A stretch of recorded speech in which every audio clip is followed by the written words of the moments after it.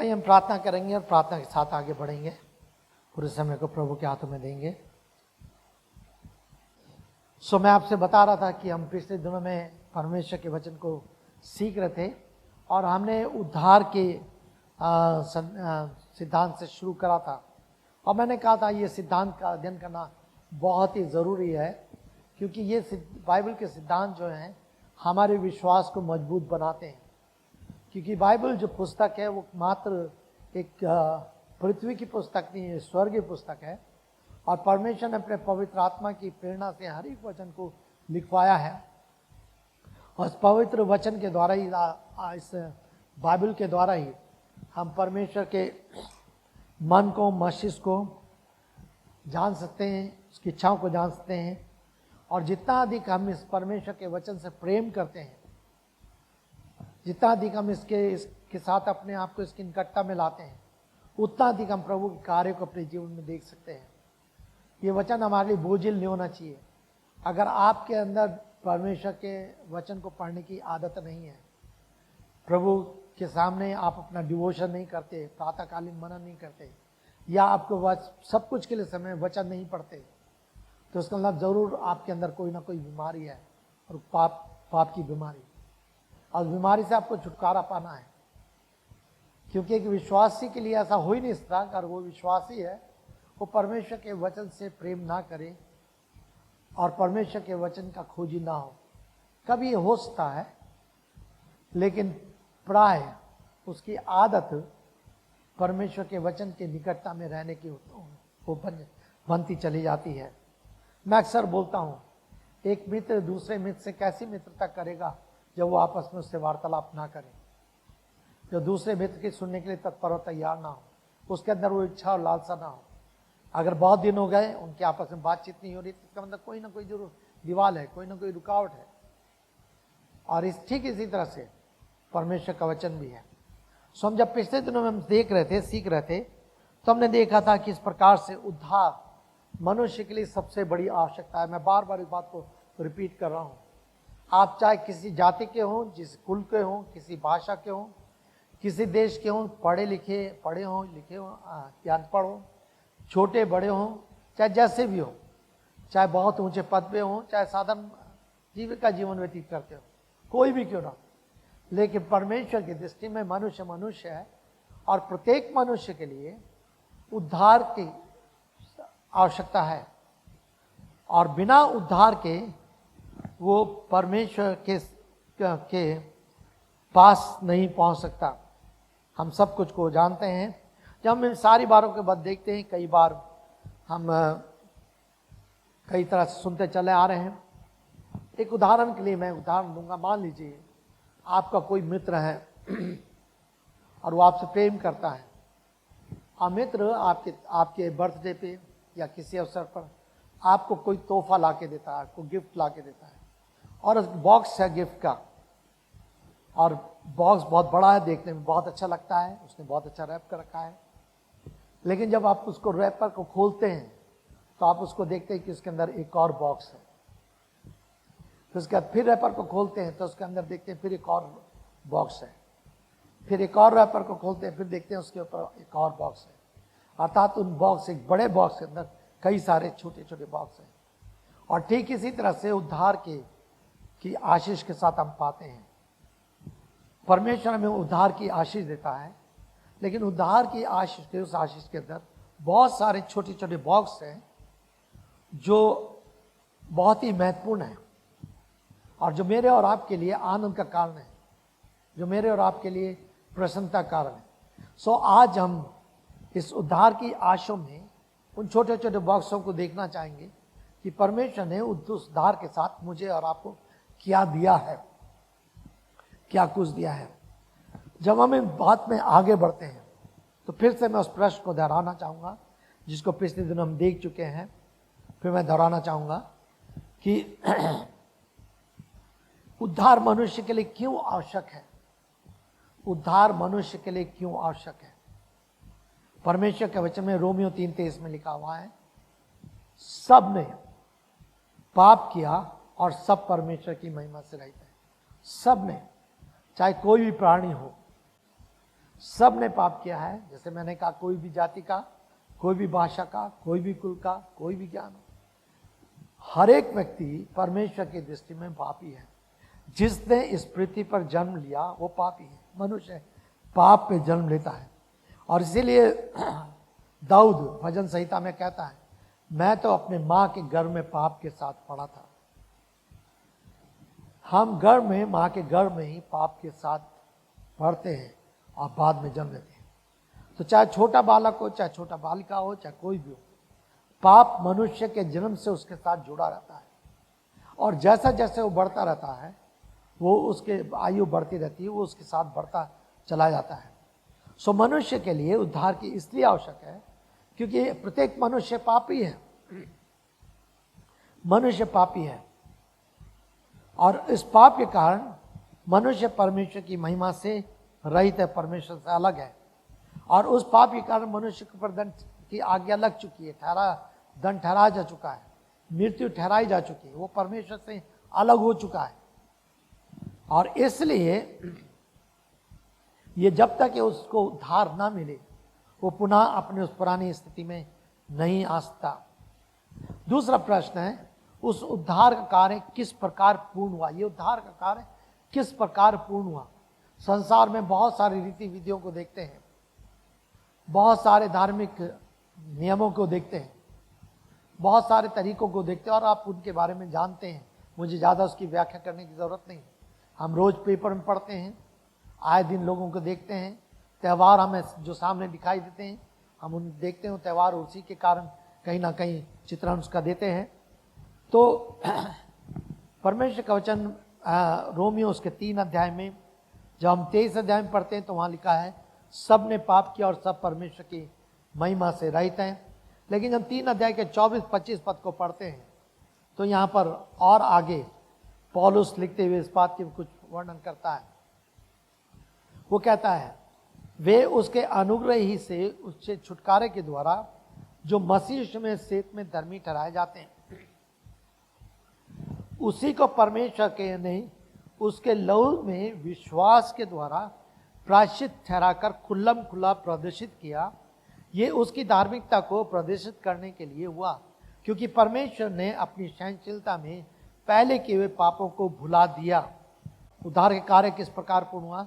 उद्धार के कार्य की पूर्ति प्रभु यीशु मसीह में हुई, इसके अलावा और कोई नहीं।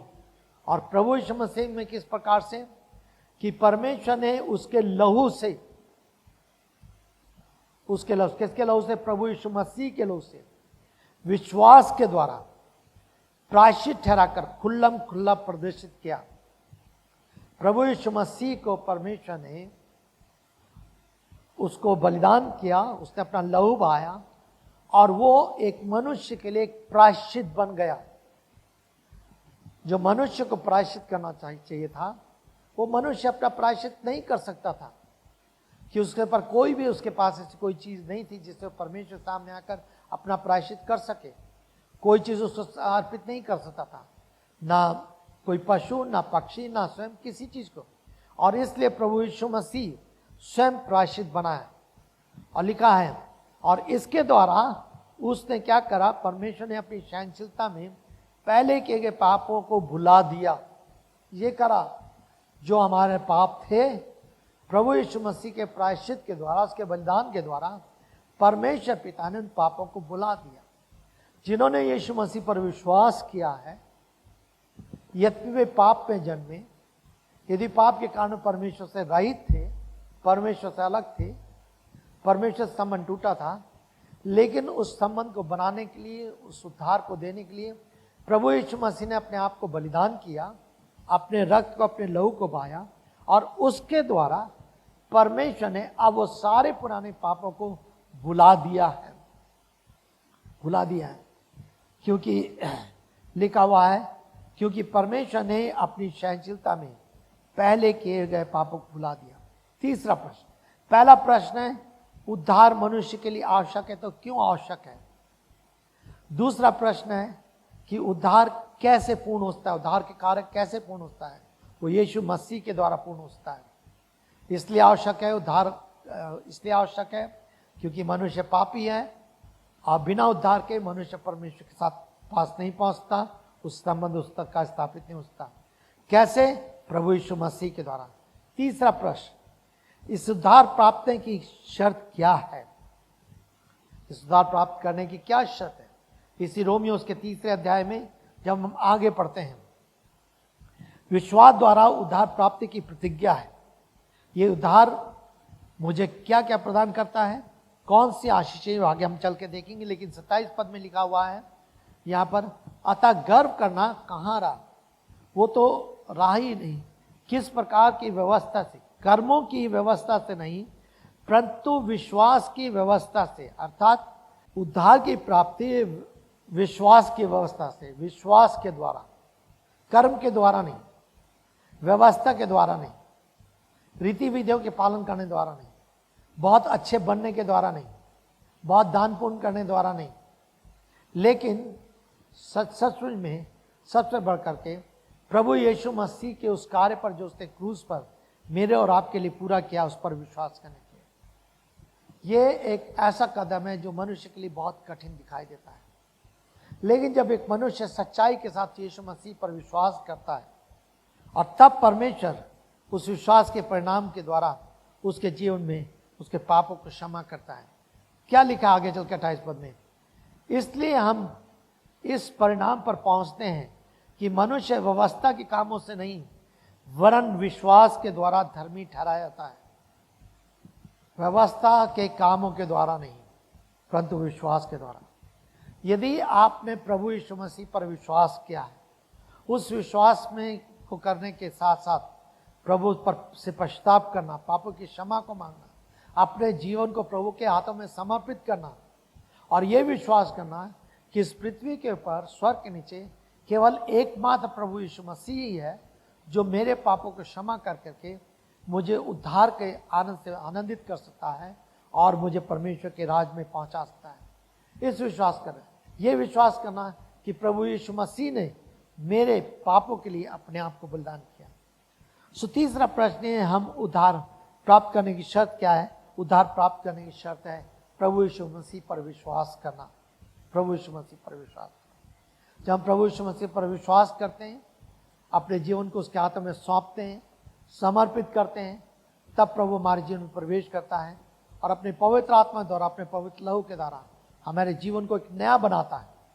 और तब हम धीरे धीरे करके आगे बढ़ते चले जाते हैं और उसमें आगे बढ़ते हुए प्रभु के आदर में बढ़ते चले जाते हैं।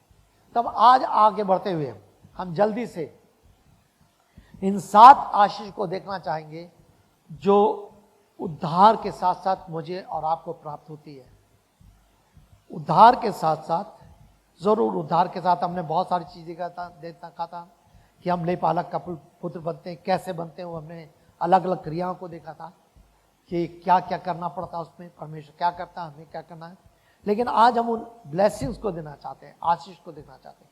इस बड़े बॉक्स के अंदर एक छोटे छोटे बक्सों को देखना चाहते हैं कि किस रीति से पहली आशीष जो परमेश्वर के, और हम जो आशीष देखना चाहेंगे रोमियो उसके 5 अध्याय के पहले पद से लेकर 20 पद तक के अंदर हम उन 7 आशीष को आज देखना चाहेंगे जो पौलुस वर्णन करता है उन लोगों के लिए जिन्होंने विश्वास के द्वारा उद्धार को प्राप्त किया है। सबसे पहली आशीष पहले पद में, इसलिए विश्वास से धर्मी ठहराए जाकर परमेश्वर से हमारा मेल अपने पुत्र यीशु मसीह के द्वारा हुआ। मेल, शांति की आशीष, पहली आशीष, ये मेल की आशीष, परमेश्वर से मेल की आशीष, शांति की आशीष सबसे बड़ी। मैंने कुछ करने के द्वारा शांति नहीं पाई है, मैंने मेरे प्रयास करने द्वारा मुझे शांति नहीं मिली है। लोग शांति की खोज में रहते हैं और शांति पाने के लिए दर दर भटकते हैं। कभी मैंने अपने उदाहरण में बताया होगा कि एक समय में काफ़ी साल पहले प्रभु ने मुझे मौका दिया कि हम मनाली में थे और वहाँ पर रुके हुए थे। वहाँ पर हमने एक आर्मी के रिटायर व्यक्ति से मिले। हम होटल में साथ खाना खा रहे थे और बैठे बातचीत होने लगी। तो हमने पूछा, उसने हमसे पूछा कैसे आए, हमने पूछा उससे कैसे आए। तो कहने लगा, पता लगा कि मैं आर्मी में काम करता था, आर्मी में फौज था। अब मेरा काम छूट का पूरा हो गया, आर्मी से मैं रिटायर हो गया हूँ, तो मैं यहाँ पर आया हूँ ताकि यहाँ पर मैं जंगल में, पहाड़ियों की वेदियों में रहूँ, जंगलों में रहूँ, और यहाँ पर मैं शांति खोज करके अपने अंतिम आयु को, अपने अंतिम जीवन को शांति के साथ विचार कर सकूं। तो मैं शांति की खोज में यहाँ पर आया हूँ। वो व्यक्ति गुजरात का रहने वाला वहां से खोजता खोजता इतनी ऊंचाई पे गया शांति की खोजने के लिए। और आज दुनिया में कितने ऐसे लोग हैं जो शांति खोजने के लिए दर दर भटक रहे हैं। वो भले काम करना चाहते हैं, दान पुण्य करना चाहते हैं, कुछ और करना चाहते हैं, लेकिन उनको शांति मिलती नहीं है। शांति पाना तो चाहते हैं परंतु शांति नहीं मिलती, क्योंकि पाप जो शांति की कैंची है वो उनके जीवन में वास करता है। पाप उनके जीवन में वास करता है, और जब तक उससे उपचार नहीं तो उनको शांति नहीं। लेकिन यहाँ पर हम देखते हैं सबसे पहली आशीष जो परमेश्वर प्रभु यीशु मसीह में पौलुस वर्णन करता है। इसलिए विश्वास से हम धर्मी ठहराकर जाकर परमेश्वर से हमारा मेल अपने प्रभु यीशु मसीह के द्वारा। आदम की वाटिका में क्या हुआ था? पाप ने हमारे परमेश्वर से हमको अलग कर दिया था, मेल वहां पर टूट गया था, जो संबंध था वो टूट गया था। परमेश्वर में पिछली बार भी बता रहा था कि परमेश्वर की पीठ हमारे ओर हो गई थी और हमारी पीठ परमेश्वर की ओर हो गई थी। जब एक दिन अदन की वाटिका में आदम और हवा परमेश्वर को आमने सामने देखते थे, दोनों का चेहरा, दोनों का फेस आमने सामने था, एक दूसरे से बात करते थे, एक दूसरे को देखते थे, लेकिन इस पाप के कारण उलट गया। पाप के कारण उलट गया। अब चेहरे की जगह एक दूसरे की पीठ आ गई, और अब उसके बाद मनुष्य के अंदर वो सब शांति खो गई और वो मनुष्य के अंदर अशांति बढ़ती गई। परमेश्वर से मेल टूट गया और उसके लिए मनुष्य प्रयास करने लगा। लेकिन परमेश्वर का धन्यवाद हो प्रभु यीशु मसीह के लिए। तो प्रभु यीशु मसीह पर विश्वास करने द्वारा जब हमने उद्धार को प्राप्त किया है, तो उस उद्धार के साथ परमेश्वर ने सबसे पहले हमें अपनी शांति की आशीष दी है, मेल की आशीष दी है। ये जो है, ये एक प्रकार से शुद्ध विवेक को उत्पन्न करना और भय से आजाद करना है। भय से आजाद करना है। मैं बार बार बोलता हूं, पाप हमारे जीवन को भयभीत बनाए रखता है। जरूर हमें डर का जीवन व्यतीत करना, परमेश्वर से धार्मिकता का डर में जीना है, लेकिन ये डर जो है वो दूसरे प्रकार का डर है जो हमें परमेश्वर से दूर करता चला जाता है। लेकिन परमेश्वर का धन्यवाद हो, कहता है भय से आजादी। जो अनाज्ञाकारिता के कारण हमें पर लज्जा आ चुकी थी, उससे परमेश्वर ने हमें स्वतंत्र कर दिया, उस लज्जा से आजाद कर दिया। अब हम बेझिझक के परमेश्वर के सामने अपने चेहरे को उठा सकते हैं, उसको निहार सकते हैं, उसको देख सकते हैं। अपनी धार्मिकता को लेकर नहीं, अपनी गुणों को लेकर नहीं, अपने ज्ञान को लेकर नहीं, अपनी विशेषता को लेकर नहीं, अपने और किसी तर्क वितर्क को लेकर नहीं, लेकिन परमेश्वर के उस दया और अनुग्रह में होकर के अब हम उसके चेहरे की ओर निहार सकते हैं, क्योंकि हमारा उसके साथ मेल हो गया। बड़े याद के साथ हम उसके पास आ सकते हैं, उससे पिता और अब्बा कहकर पुकार सकते हैं, उससे प्रार्थना मांग सकते हैं, उससे बातचीत करते हैं। यह है शांति की आशीष, यह है मेल की आशीष। उस उद्धार की आशीष में परमेश्वर ने मेरे और आपको एक ऐसे संबंध में ला के रख दिया कि अब मुझे परमेश्वर से भागने की जरूरत नहीं है, परमेश्वर से दूर जाने की जरूरत नहीं है, लेकिन अब मैं परमेश्वर की और निकटता में बढ़ता चला जाता हूँ। यही तो कारण है, जब हम परमेश्वर से प्रेम करते हैं तो परमेश्वर का वचन है जो हमें और अधिक परमेश्वर की निकटता में लाता है। प्रार्थना है जो परमेश्वर की निकटता में लाती है। विश्वासी की सहभागिता, संगति है जो हमें परमेश्वर की निकटता में लाती है, और हम एक दूसरे के साथ मिलकर के और अधिक परमेश्वर की निकटता में आते चले आते हैं। ये मेल की आशीष है, ये शांति की आशीष है, ये उस उद्धार के साथ प्रभु ने मुझे और आपको दी है। परमेश्वर का धन्यवाद हो, इस न केवल उद्धार की आशीष के लिए, लेकिन उस उद्धार की आशीष में ये जो शांति की आशीष है, यह मेल की आशीष है जो प्रभु यीशु मसीह के द्वारा हुआ है। दूसरा आगे चल करके हम देखते हैं, आगे चल करके आगे वर्णन करता है, वो आनंद और आनंद की आशीष। दूसरी आशीष है आनंद की आशीष। पहले शांति की आशीष है या मेल की आशीष है, दूसरे आनंद की आशीष है। परमेश्वर हमें बहुतायत का आनंद देता है।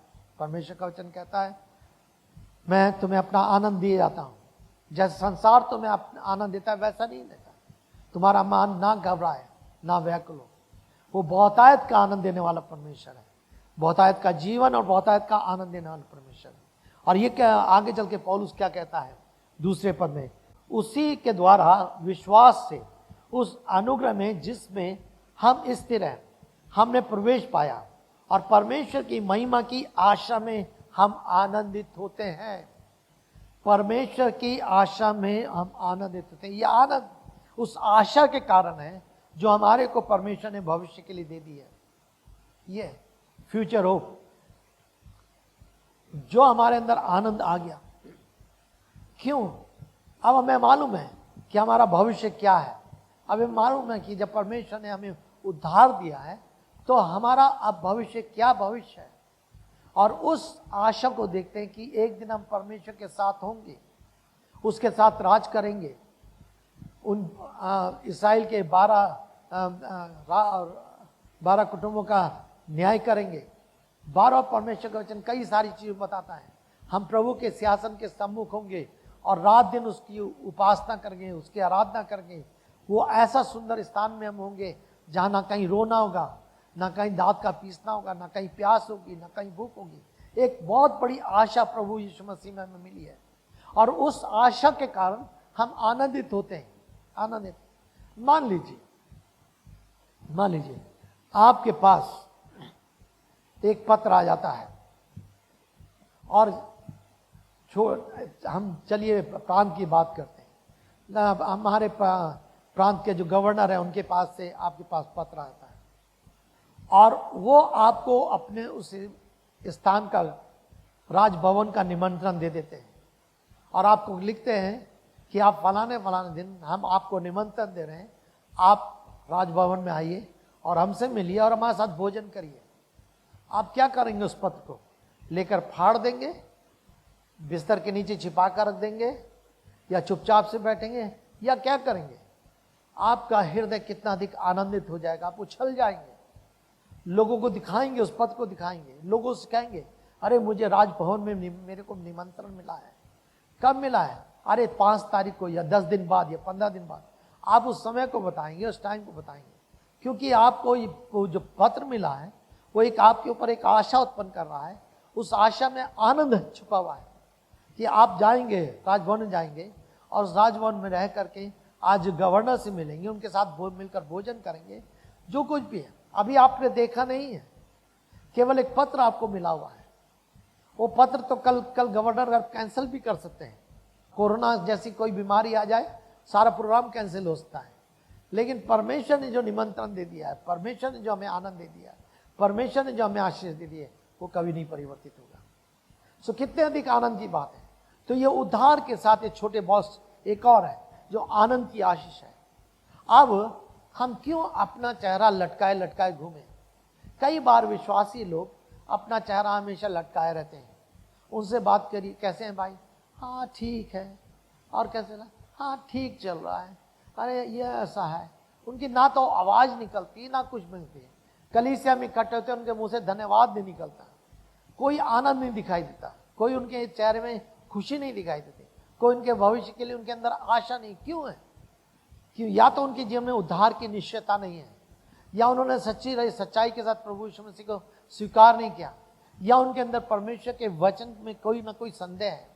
लेकिन अगर उन्होंने परमेश्वर के वचन के पर विश्वास किया है, उनकी प्रतिज्ञाओं पर विश्वास किया, परमेश्वर के कार्य पर विश्वास किया है, तो उनके जीवन में आनंद दिखाई देगा। दुख आ सकते हैं, बीमारी आ सकती है, कठिनाई आ सकती है, समस्या आ सकती है, कुछ भी होता है। कोई भी कठिनाई किसी सामने, अभी आंटी को ऑपरेशन में उसके जाना पड़ा, किसी सामने भी आ सकती है। यहाँ तक कि मृत्यु का भी सामना। हमने पिछले दिनों में, हमें कुछ प्रिय थे हमारे जो चले गए, दुख है, सब कुछ है, लेकिन उसके पास भी हमें पास एक आनंद है, एक आशा है कि हम एक दिन अपने प्रियों को देखेंगे, उनसे मिलेंगे, और उसी बात में हम आनंदित होते हैं।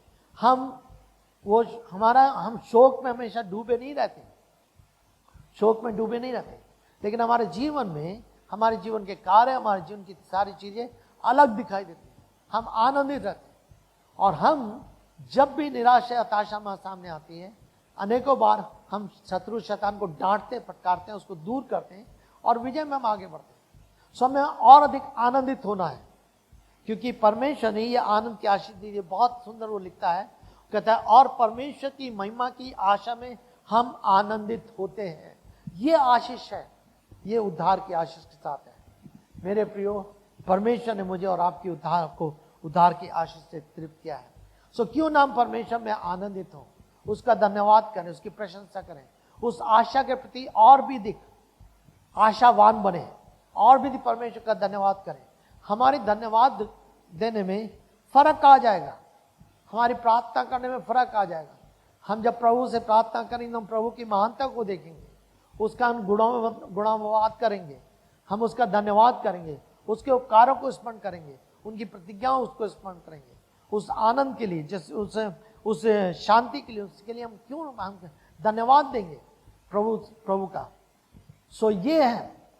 और अगर वो हमारे जीवन में नहीं है तो हमें सोचना है, विचारना है। सो ये एक आशीष, दूसरी आशीष है।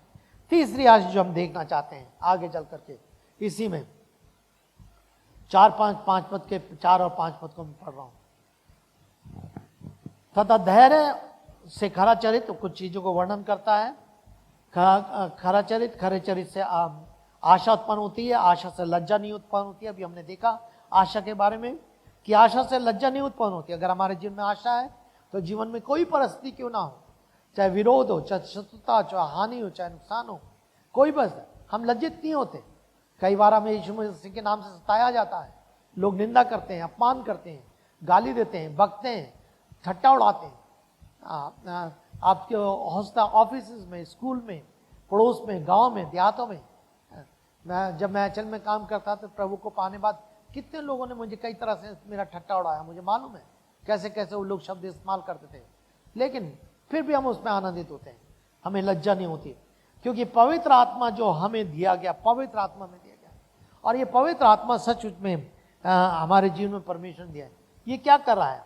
क्योंकि पवित्र आत्मा जो हमें दिया गया है, उसके द्वारा परमेश्वर का प्रेम हमारे हृदय में उंडेला गया है।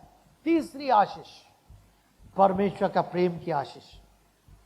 पहली आशीष शांति और मेल की आशीष है, दूसरी आशीष आनंद की आशीष है, तीसरी आशीष परमेश्वर के प्रेम की आशीष है। परमेश्वर के ब्लेसिंग ऑफ लव, परमेश्वर के प्रेम की। परमेश्वर ने मुझसे और आपसे प्रेम किया है। कितना अधिक कहता है कि चाहे कुछ भी लगे, क्यों? ये परमेश्वर का पवित्र आत्मा हमें दिया गया है। ये पवित्र आत्मा उसने उंडेल दिया। जब पवित्र आत्मा, जब मैंने और आपने पश्चाताप किया, उसको अपना विश्वास करके, उसको और प्रभु यीशु मसीह को अपना प्रभु उद्धार करता स्वीकार किया, उसने मेरे और आपके जीवन में पवित्र आत्मा उंडेल दिया। ये पवित्र आत्मा क्या करता है? ये पवित्र आत्मा मेरी और आपकी निर्बलता में सहायता करता है। हम नहीं जानते कि हमें प्रार्थना कैसे करना चाहिए, परंतु ये परमेश्वर का आत्मा ही हमें आए भर भर करके हमें जो वर्णन से बाहर है प्रार्थना करना सिखाता है। ये परमेश्वर का आत्मा हमारे जीवन करता है, ना केवल ये, लेकिन ये परमेश्वर का आत्मा में प्रोत्साहित करता है। अगर प्रेरित हो उसके 9 अध्याय को देखेंगे तो प्रेरित में पौलुस बहुत सुंदर रीति से वर्णन करता है। प्रेरितों के पुस्तक उसका 9 अध्याय उसका 31 पद में वो कहता है, सारे यहूदिया गलील सामरिया के कलीसिया को शांति मिली और उसकी उन्नति होती गई और प्रभु के भय में चलती गई और पवित्र आत्मा के प्रोत्साहन में बढ़ती चली गई। और पवित्र आत्मा के प्रोत्साहन में बढ़ती चली गई। पवित्र आत्मा मुझे और आपको प्रोत्साहित करता रहता है। ना केवल वो पवित्र आत्मा मेरे अंदर, आपके अंदर रहकर हमें प्रार्थना करना सिखाता है, लेकिन वो हमें प्रोत्साहित करता है हर परिस्थिति में, चाहे हम किसी समय में भी हो। बार बार जब हम रोमियो उसको 5वें अध्याय को पढ़ते हैं तो रोमियो 5वें अध्याय में पौलुस बहुत ही सुंदर रीति से परमेश्वर के आत्मा के उस गहरे कार्य को कई तरह से विस्तार के साथ वर्णन करता है। रोमियो 3 अध्याय पाप के जीवन के बारे में बताता है कि पाप का परिणाम कैसा है। 4 अध्याय विश्वास के बारे में बताता है। 5वां अध्याय विश्वास के कार्य के बारे में बताता है जो हम रोमियोस के 5वें अध्याय में देखते हैं। और ये विश्वास का कार्य उद्धार के साथ शुरू होता है। और इसलिए तो कहता है वो पवित्र आत्मा ने लिखा, वो कह रहा है परमेश्वर का प्रेम। अब हमने परमेश्वर से प्रेम नहीं किया, हमारे अंदर प्रेम करने की शक्ति नहीं है, हमारा प्रेम करने का स्वभाव नहीं है, हमारा प्रेम करने की आदत नहीं है, क्योंकि हम अभी भी पुराने स्वभाव में है ना। कई बार हमें संघर्ष करना पड़ता है, हमें स्ट्रगल करना पड़ता है, चाहते हुए भी हम नहीं करने पाते। लेकिन यहां उल्टा है, यहां परमेश्वर ने हमसे पहले प्रेम किया है, परमेश्वर ने अपने प्रेम को हमारे अंदर डाला। वो प्रेम को परमेश्वर ने हमारे अंदर डाला ताकि उस प्रेम में होकर के, उस प्रेम के द्वारा हम दूसरों को प्रेम कर सके। हम अपने आप में दूसरों से प्रेम नहीं कर सकते। सो परमेश्वर की प्रेम की एक बहुत बड़ी आशीष है। ये प्रेम, जिस प्रेम में होकर के हम परमेश्वर में बने रहते हैं, जिस प्रेम में होकर हम परमेश्वर की आज्ञा का पालन करते हैं, जिस प्रेम में होकर हम परमेश्वर की सहभागिता में रहना चाहते हैं, जिस प्रेम में होकर हम परमेश्वर के वचन का सम्मान करते हैं, जिस प्रेम में होकर हम परमेश्वर से प्रार्थना करते हैं, और यही प्रेम हमें विवश करता है कि हम दूसरों से भी प्रेम कर सकें। यही प्रेम हमारी सहायता करता है कि हम दूसरों से भी प्रेम कर सकें। जैसे मैंने कहा, हमारे स्वभाव में नहीं है, हमारी आदत में नहीं है, हमारी इच्छा में नहीं है दूसरों से प्रेम करना। हमारा स्वभाव तो जल्दी से दूसरों को नुक्ताचीनी करना है, अपने आप को अच्छा समझना, दूसरों को गिरा समझना, ये हमारा स्वभाव है, तरीका है। लेकिन परमेश्वर हमारी सहायता करता है, परमेश्वर हमारी सहायता करता है। अब इसका प्रेम करने का मतलब ये नहीं है कि प्रेम को समझना है प्रभु में प्रेम करना। प्रेम करना मतलब कोई चाहे जितना बड़ा पाप करता जाए, अपराध करता जाए, गलती करता जाए, ना उसको संभाला जाए, ना उसको डांट भी प्रेम में दी जाती है, अनुशासन भी प्रेम में दिया जाता है। प्रेम के अर्थ को बहुत गहराई से समझना है। केवल मीठी मीठी बातें करना प्रेम नहीं है कि हम मीठी मीठी बातें करते रहें और किसी को आपने गलती करी है तो कुछ ना बोले या ऐसा ना करें तो बहुत अच्छा प्रेम करते हैं, यहाँ बहुत अच्छा नहीं, आपकी सुनते नहीं। प्रेम में बराबर संतुलन है। परमेश्वर वो परमेश्वर है जो प्रेम करता है, लेकिन पवित्रता के साथ करता है, धार्मिकता के साथ करता है, न्याय के साथ करता है, वो समझौते के साथ नहीं करता। वो प्रेम के अर्थ को तोड़ता मरोड़ता नहीं है। तो परमेश्वर का स्वभाव हमारे जीवन में आता है और हम उसमें होकर के जीवन को व्यतीत करते हैं। तो ये है, तो परमेश्वर हमारी सहायता करता है। तो तीसरी आशीष को हमने प्रेम की आशीष को देखा कि जो परमेश्वर ने हमसे किया। उसके साथ साथ हमने देखा 9:21 में कि वो हमें प्रोत्साहित करता है, बहुत जरूरी है। कई बार हमें प्रोत्साहन की जरूरत पड़ती है, कई बार प्रोत्साहन की जरूरत। अभी मैंने पिछले दिनों में किसी भाई ने मेरे लिए कुछ करा, मैंने उनको मैसेज भेजा और जब मैंने मैसेज भेजा उन्होंने मुझे जवाब दिया। मैं प्रभु धन्यवाद देता हूँ उस भाई के लिए। उस भाई ने कहा कि जब भी आपका मैसेज आता है मुझे प्रोत्साहन मिलता है। ये सच्ची बात है, हम एक दूसरे को प्रोत्साहित कर सकते हैं किस तरीके से। परमेश्वर मुझे प्रोत्साहित कर रहा है उस प्रेम में होकर, उस आशीष में होकर के। लेकिन अब मेरी भी यह है कि मैं उस आशीष को दूसरे के साथ संभागी करूं, दूसरों को भी मैं प्रोत्साहित करूं, दूसरों को प्रोत्साहित करूं। ये चौथी आशीष को देखा। जल्दी से आगे बढ़ेंगे, कुछ बातों को और देखें। 5वीं आशीष जो हम इसको देखना चाहते हैं, इस एक पद को और देखेंगे तब आगे बढ़ेंगे प्रेम के बारे में। पहला तीमुथियुस परमेश्वर के प्रेम को देखते हैं। पहला तीमुथियुस का दूसरा अध्याय, पहला तीमुथियुस उसका दूसरा अध्याय, ये परमेश्वर का प्रेम है। पहला तीमुथियुस का दूसरा अध्याय, ये हमारे उद्धार का, और मैं तीसरे पद से पढ़ रहा हूं। ये हमारे उद्धारकर्ता परमेश्वर की दृष्टि में भला और ग्रहण योग्य है, जो चाहता है कि सब लोग उद्धार प्राप्त करें, जो चाहता है कि सब लोग, कोई भाषा, कोई कुल, कोई जाति, कोई कुछ। और इसीलिए भजनकार दाऊद भी जब अपने भजनों को लिखता है तो वो इसी तरह की भाषा का इस्तेमाल करता है। वहां पर जाति जाति, भाषा भाषा, कुल कुल, इन सारी चीजों का इस्तेमाल करता है वो। वचन में कई बार आया। जब आप प्रकाशित वाक्य में जाते हैं तो प्रकाशित वाक्य में भी आप इस बात को देखते हैं कि स्वर्ग स्थान पर वहां पर जाति जाति, भाषा भाषा, कई लोगों के, हर एक प्रकार के लोगों को वहां पर हम देखते हैं। किसी एक विशेष जाति, प्रभु यीशु मसीह किसी एक विशेष समुदाय के लिए या विशेष जाति के लिए या विशेष वर्ग के लोगों के लिए नहीं आया, वो सब के लिए आया, क्योंकि लिखा है वो ये चाहता है कि सब उद्धार को प्राप्त करें और सत्य को जाने, क्योंकि परमेश्वर एक ही है और तथा वो मनुष्य के बीच में और एक ही मध्यस्थ है। तो परमेश्वर का प्रेम क्या है? परमेश्वर का प्रेम ये प्रेम है कि हर एक जन आप भी उसमें शामिल हैं। यदि आपने आज तक प्रभु यीशु मसीह को अपना प्रभु और उद्धारकर्ता ग्रहण नहीं किया, यदि आज तक आपको ये निश्चय नहीं कि आपका उद्धार हो चुका, तो मेरे प्रिय, आप जानते हैं परमेश्वर क्या चाहता है? परमेश्वर का प्रेम ये चाहता है कि आपका उद्धार हो। वो नहीं चाहता है कि कोई भी जीवित, कोई भी प्राणी नाश हो। वो आपके जीवन को नरक में जाते हुए नहीं देखना चाहता, लेकिन वो चाहता है कि आप उस पर विश्वास करके उस जीवन को प्राप्त करें और उद्धार को प्राप्त कर सकें। कल एक भाई यहाँ पर आ गए हमसे बात करने के लिए, और जब मैं बातचीत कर रहा था, मैंने उस भाई से पूछा, मैंने कहा आज तक आपने किसी नाम के आगे ये लिखा हुआ सुना है, नरकीय फलाना फलाना? तो भाई मुस्कुराने लगा, हंसने लगा, नहीं। तो मैंने कहा चाहे जैसे भी हो, कोई भी व्यक्ति हो, चाहे कितना खराब हो, मरने के बाद उसके आगे स्वर्ग ही लगेगा। क्यों? कोई नरक नहीं जाना चाहता, सब स्वर्ग जाना चाहता। तो स्वर्ग जाने के लिए क्या है? परमेश्वर भी नहीं चाहता कि आप नरक जाए, परमेश्वर भी नहीं चाहता कि आप नरक जाए, और इसीलिए परमेश्वर पहल करता है। इसीलिए परमेश्वर ने अपने इकलौते पुत्र प्रभु यीशु मसीह को दिया, इसीलिए उसने पहल करके अपनी कीमत, आपके लिए कीमत चुकाई है। इसीलिए उसने सब काम वो पूरा करा है जो आपको नरक में जाने से बचा सकता है, आपको उद्धार को प्राप्त करा सकता है। और इसलिए, और ये परमेश्वर का सबसे बड़ा प्रेम है, और उसी ने वो प्रेम मुझ पे और आप पर प्रकट किया, और उस प्रेम के होकर परमेश्वर ने मुझे और आपको उस प्रेम से बचा लिया है।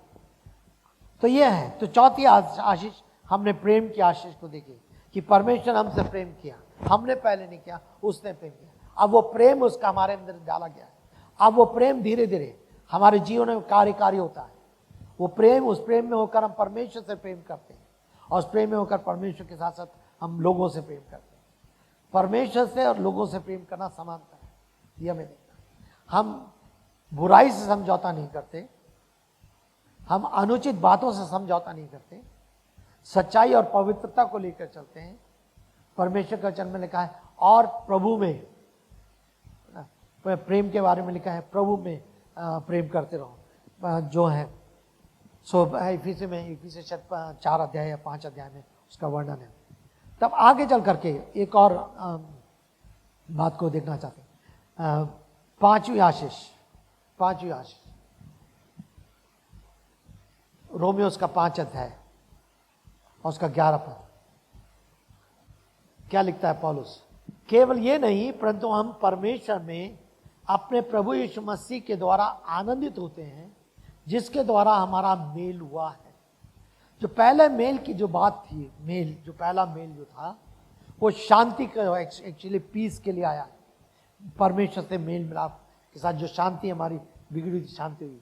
लेकिन यहां पर एक और मेल की बात आता है, वो कहता है क्या, बल्कि अगर मैं 10वां पद पढ़ूंगा, क्योंकि जब हम शत्रु ही थे, हम तो परमेश्वर के शत्रु थे, हमारा मेल परमेश्वर के साथ उसके पुत्र की मृत्यु के द्वारा हुआ, तो उससे बढ़कर अब मेल हो जाने के पर हम उसके जीवन के द्वारा उद्धार पाएंगे। जब हम शत्रु थे, हम एक दिन शत्रु थे, पाप के कारण शत्रुता को हम लिए हुए बैठे थे, हम उससे घृणा करते थे, हम उससे प्रेम नहीं करना चाहते थे, उनसे बात नहीं करना चाहते, उसको खोजते थे कि ईश्वर कहीं है, परमेश्वर कहीं है, लेकिन फिर भी उसको नहीं आता। कई बार उसके वचन को सुनने के बाद भी उसका इनकार करते थे।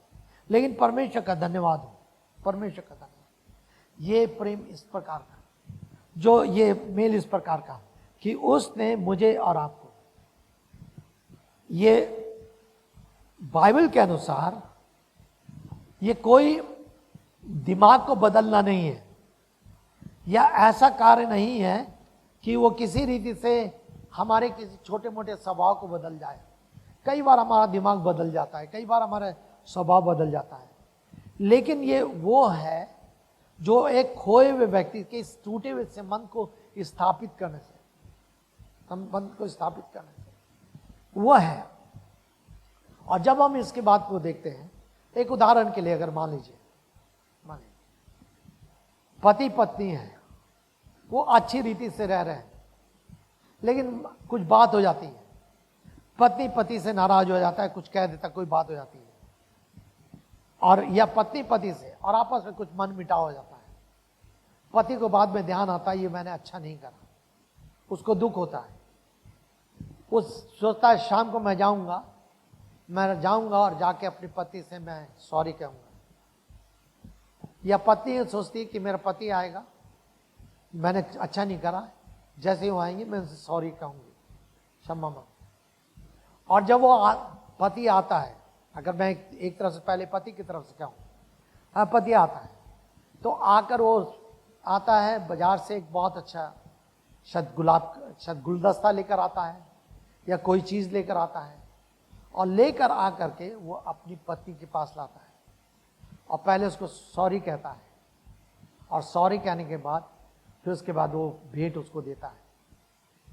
तो दो चीज है, वो केवल सॉरी कह करके वो अपने क्षमा नहीं मांग रहा, अपने संबंध को नहीं सुधार रहा, लेकिन वो कुछ और देने के द्वारा इस बात को प्रदर्शित कर रहा है कि मैं जो सॉरी कह रहा हूं उसमें सच्चाई है, उस कथन में सच्चाई है, उस जो भी भेंट वो लेकर आया है।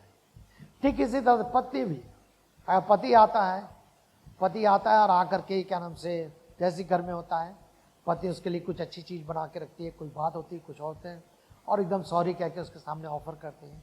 तो केवल वो शब्दों से नहीं, लेकिन अपने कार्यों से, अपने क्रियाओं से उस बात को दिखा रही कि क्या है।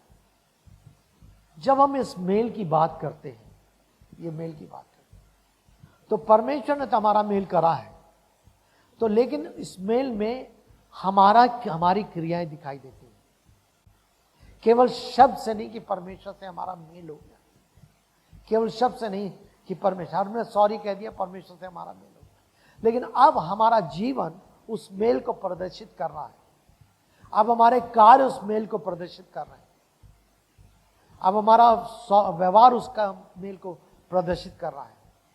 तो मसीह जीवन में भी केवल शब्द पर्याप्त नहीं होते, लेकिन शब्दों के साथ साथ एक्शन जरूरी है, और हम इसको कहते हैं words and action goes together.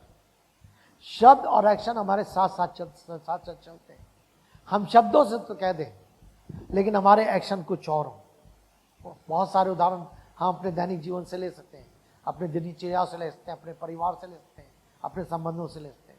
आप जानते हैं, आप सोच सकते हैं, अपने आप पे विचार कर सकते हैं मेरे प्रिय, लेकिन इस बात को सोचना है।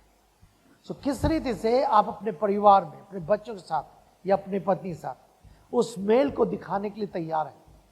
तो यहां पर जो कहता है 11 पद में, वो कह रहा है 11 पद में, केवल यही नहीं कि हम परमेश्वर में अपने प्रभु यीशु मसीह के द्वारा आनंदित होते हैं, जिसके द्वारा अब हमारा मेल हुआ। आनंद का विषय हमारा प्रभु यीशु मसीह है, मेल का विषय हमारा प्रभु यीशु मसीह है। और मैंने पहले भी देखा है, उसी चीज को हम और भी समझना चाह रहे हैं कि उस मेल को पूरा करने के लिए प्रभु यीशु मसीह ने कुछ एक्शन में दिखाया है, क्रिया में दिखाया है, और वो सैक्रिफाइस जो हम देखते हैं। सो ये 5वीं आशीष, जल्दी से हम आगे बढ़ेंगे। 6ठी आशीष 12 से 14 पद। 6ठी आशीष, जिस प्रकार एक मनुष्य के द्वारा पाप ने जगत में प्रवेश किया, एक मनुष्य के द्वारा। कौन वो मनुष्य था? 12 से 5 अध्याय 12 से, आपकी बाइबल में है 5 अध्याय 12 से। जिस प्रकार एक मनुष्य के द्वारा पाप ने जगत में प्रवेश किया तथा पाप के द्वारा मृत्यु आई, उसी प्रकार मृत्यु सब मनुष्य फैल गई, क्योंकि सब ने पाप किया। एक मनुष्य के द्वारा पूरे संसार में पाप फैल गया, पूरे संसार में फैल गया। अब ये आशीष, जो एक आशीष है, एक व्यक्ति के द्वारा ये आशीष किस प्रकार से सारे लोगों में पहनती। आगे क्या लिखा हुआ 13 पद में, क्योंकि व्यवस्था के दिए जाने के तक पाप जगत में था, पर जहां व्यवस्था नहीं थी पाप। यद्यपि मृत्यु ने आदम से लेकर मूसा तक शासन किया, उन पर भी जिन्होंने आदम के अपराध के समान पाप नहीं किया था। आदम उसका प्रतीक था जो आने वाला था, परंतु आगे चल करके एक मनुष्य का कारण, अपराध के कारण हम सब मर गए, सब कुछ हो गए। लेकिन आगे चलकर क्या क्या कहता है कि उसी एक मनुष्य का कारण, अगर आप 15 पद में पढ़ेंगे दूसरे भाग में, तथा एक मनुष्य के अर्थात यीशु मसीह के अनुग्रह का दान बहुतों को प्रचुरता से मिला। एक व्यक्ति, एक मनुष्य, वो कौन मनुष्य? यीशु मसीह। एक मनुष्य आदम, जिसके द्वारा पाप आया, जिसके द्वारा सब कुछ हो गया। लेकिन एक मनुष्य, वो कौन? एक मनुष्य यीशु मसीह, जिसके द्वारा परमेश्वर ने पाप को दूर किया और हमें क्या कर दिया? परमेश्वर ने हमें धर्मी ठहरा दिया। वो लिखा आगे चल करके क्या कहता है, एक मनुष्य के द्वारा पाप आया, एक मनुष्य के द्वारा हमारे अपराध सारे न्याय हुआ, लेकिन एक ही मनुष्य के द्वारा 18 पद में, अतः जिस प्रकार एक अपराध का प्रतिफल सब मनुष्य के लिए दंड किया गया हुआ, उसी प्रकार धार्मिकता के लिए कार्य का प्रतिफल सब मनुष्य के लिए धर्मी ठहराया जाऊंगा। एक व्यक्ति का धार्मिकता का कार्य, कौन व्यक्ति था जिसकी सबसे पहली धार्मिकता का कार्य, जिसके द्वारा मैं और आप धर्मी बनाए गए? वो यीशु मसीह था। उस एक व्यक्ति की धार्मिकता के कारण मैं और आप धार्मिकता के भागी हुए। एक मनुष्य के पाप के कारण सारा संसार पापी हुआ, आदम के कारण, आदम की वाटिका में, और मृत्यु उसी से पूरे संसार में फैल गई।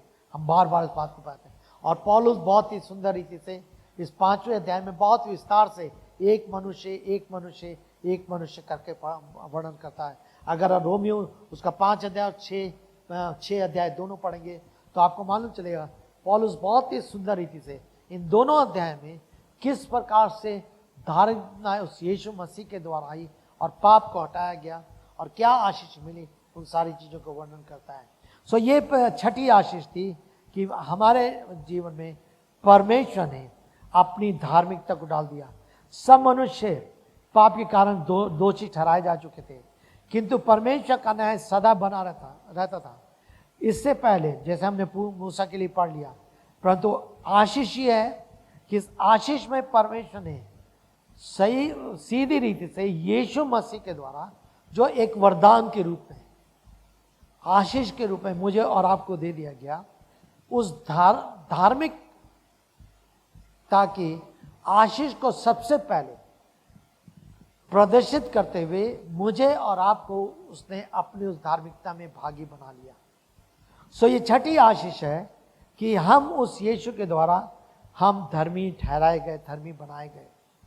पहली आशीष थी जो हमारी परमेश्वर के साथ शांति की आशीष, दूसरी आशीष आनंद की आशीष, तीसरी आशीष प्रेम की आशीष, चौथी आशीष जो हमारे जीवन में परमेश्वर के साथ एक निश्चितता और सुरक्षा की आशीष, चौथी आशीष एक निश्चितता एश्योरेंस की आशीष, मैं जो छोड़ गया 5 अध्याय उसके 6 पद में, कि किस प्रकार से परमेश्वर ने मुझे और आपको अपनी निश्चितता में और अपनी सुरक्षा में रखा है। परमेश्वर ने एक सुरक्षा प्रदान करी है, यह आशीष थी। तो अंतिम आशीष जल्दी से हम देखेंगे 5वें अध्याय के 18 पद से 7वीं आशीष। जिस प्रकार एक ही अपराध के प्रतिफल से सब मनुष्यों के लिए दंड किया गई, उसी प्रकार धार्मिकता की एक ही कार्य प्रतिफल सब मनुष्य के लिए धर्मी ठहराए गए। लेकिन आगे चल करके 20 पद में वो क्या कहता है, व्यवस्था ने प्रवेश किया कि अपराध बढ़ जाए, परंतु जहां पाप बढ़ा वहां अनुग्रह ने और भी कहीं अधिक वृद्धि हुई। 21 पद विशेषित थे कि जैसे पाप ने मृत्यु में राज किया, वैसे ही अनुग्रह भी धार्मिकता से अनंत जीवन के लिए हमारे प्रभु यीशु मसीह के द्वारा राज करे। अंतिम आशीष धार्मिकता में अनंत जीवन की आशीष, धार्मिकता से अनंत जीवन की आशीष, ये अनंत जीवन की आशीष जो उद्धार की आशीष के साथ है। जब हमने प्रभु से उद्धार पाया तो उसने हमें अनंत जीवन प्रदान किया। इसीलिए परमेश्वर के वचन में परमेश्वर ने जगत से ऐसा प्रेम किया कि उसने अपना इकलौता पुत्र दे दिया ताकि जो को उस पर विश्वास करे वो नाश न हो परंतु अनंत जीवन पाए। वो जीवन जो मरने के बाद भी जीवन है। मेरे प्रियो, केवल बाइबल में इस प्रश्न का उत्तर है, क्या मृत्यु के बाद जीवन है? बाइबल कहती है हाँ, मृत्यु के बाद जीवन है। यही अनंत जीवन है, यही अनंत जीवन है। जिन्होंने उस पर विश्वास किया है, जिन्होंने उससे उद्धार पाया है, वो उस अनंत जीवन को देखने पाएंगे। वो अनंत जीवन क्या है? जिसमें परमेश्वर स्वयं वास करता है, परमेश्वर के साथ अनंत काल तक के लिए वास करना, उसके राज में रहना। कितना सुंदर वो निवास होगा, कितना सुंदर वो स्थान होगा, कितना सुंदर वो समय होगा। सो ये उद्धार की आशीष एक और आशीष है जो अनंत जीवन की आशीष है। ये हमारे कामों के कारण नहीं है, ये हमारे प्रयास के कारण नहीं है, लेकिन पापों की क्षमा के द्वारा, बिना पापों की क्षमा के हम इस अनंत जीवन की आशीष को प्राप्त नहीं कर सकते। यदि आपने आज तक अपने पापों की क्षमा को प्राप्त नहीं किया है तो आप अनंत जीवन की आशीष से आप दूर रहेंगे। आपको वो आशीष आप नहीं प्राप्त कर पाएंगे जब तक आप प्रभु यीशु मसीह के सामने दीन बन करके, पश्चाताप करके, पापों की क्षमा को मांग करके, उसको अपना व्यक्तिगत प्रभु उद्धारकर्ता स्वीकार करके उसको अपने जीवन का स्वामी ना स्वीकार कर ले, और तब प्रभु आपको हमेशा हमेशा के लिए अपने अनंत जीवन की आशीष देगा। तो ये 7 आशीष हैं जो परमेश्वर ने मुझे और आपको उद्धार की आशीष दी है। सबसे बढ़कर के सबसे पहली आशीष जो शांति की आशीष है, दूसरी आनंद की आशीष है, तीसरी प्रेम की आशीष है, चौथी निश्चयता और सुरक्षा की आशीष है, पांचवी मेल की आशीष है, छठी धर्मी बनाए जाने की आशीष है, और सातवीं अनंत जीवन की आशीष है। क्यों ना इन आशीषों के लिए हम परमेश्वर को धन्यवाद दें। कितना अधिक आप इन आशीषों के बारे में सोचते हैं। जब आप इन आशीषों के बारे में सोचेंगे तो आप परमेश्वर का धन्यवाद करेंगे, आनंदित होंगे, प्रफुल्लित होंगे, उत्साहित होंगे, और अधिक आनंद के साथ आप परमेश्वर में आगे बढ़ेंगे। आपको फिर निराशा का सामना नहीं करना पड़ेगा। आप एक मसीह हारा हुआ जीवन व्यतीत नहीं करेंगे। लेकिन चाहे परिस्थिति कैसी क्यों ना हो, दुख हो, क्लेश हो, कष्ट हो, कठिनाई हो, समस्याएं हो, मेरे प्रिय, बाइबल इस बात को, इतिहास को बताती है कि कलीसिया आरंभ से, विश्वासी और मसीह लोग आरंभ से, कलीसिया की स्थापना से पहले मसीह लोग सताए गए, मसीह लोग सताए गए। कलीसिया की स्थापना के बाद भी हम देखते हैं किस रीति कलीसिया में विश्वासी लोग सताए गए। उस समय से लेकर आज तक, और जब तक प्रभु ना आएगा, वो राज्य उसका स्थापित ना होगा जो अनंत राज्य है, वो जब तक वो इस पृथ्वी पर, पृथ्वी के लोग मसीहों को सताते चले जाएंगे। लेकिन चाहे कैसा भी कहना हो, लेकिन मसीहों के लिए एक आशा है, एक आनंद है, एक उत्साह है, एक विश्वास है, क्योंकि उसने उद्धार की आशा से हमें भरपूर किया है। तो परमेश्वर का धन्यवाद हो इस उद्धार की बड़ी आशीष के लिए, इस बड़े बॉक्स के अंदर जो छोटी छोटी आशीष हमने देखी हैं। और इसलिए उन आशीषों को देख करके हम परमेश्वर का धन्यवाद करते हैं, उसकी स्तुति करते हैं, उसकी महिमा करते हैं, और इन आशीषों के कारण हम आनंदित होकर उत्साह के साथ और अधिक मसीह में आगे बढ़ सकते हैं। अब हमें कोई हताश करने वाला नहीं है, कोई परेशान करने वाला नहीं है, कोई निराश करने वाला नहीं है।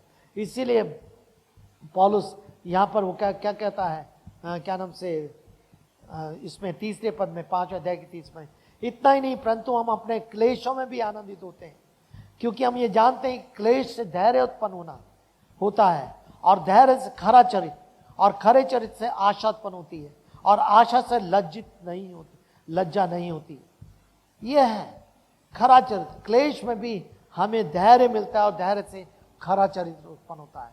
जब हम उस क्लेशों में परमेश्वर पर धैर्य रखते हैं, क्योंकि हमारी दृष्टि उस अनंत निवासों पर लगी हुई है, उस आशा पर लगी हुई जो भविष्य की आशा है, और उसको हम देखते हुए आगे बढ़ते हैं, तो हमारे हृदय में, हमारे जीवन में खरा चरित्र उत्पन्न होता है। वो चरित्र जो परमेश्वर की महिमा कारण होता है, तो हम संसार और शरीर और शैतान की चालों से बचते हुए प्रभु में आगे बढ़ते हुए उसकी महिमा करते चले आते हैं। सो परमेश्वर का धन्यवाद हो, परमेश्वर अपने वचन पर आशीष दे, और क्यों ना आप परमेश्वर का धन्यवाद करें कि इन आशीषों के लिए जो परमेश्वर ने इस उद्धार के साथ मुझे और आपको दी है। आइए हम परमेश्वर के पास जाएं।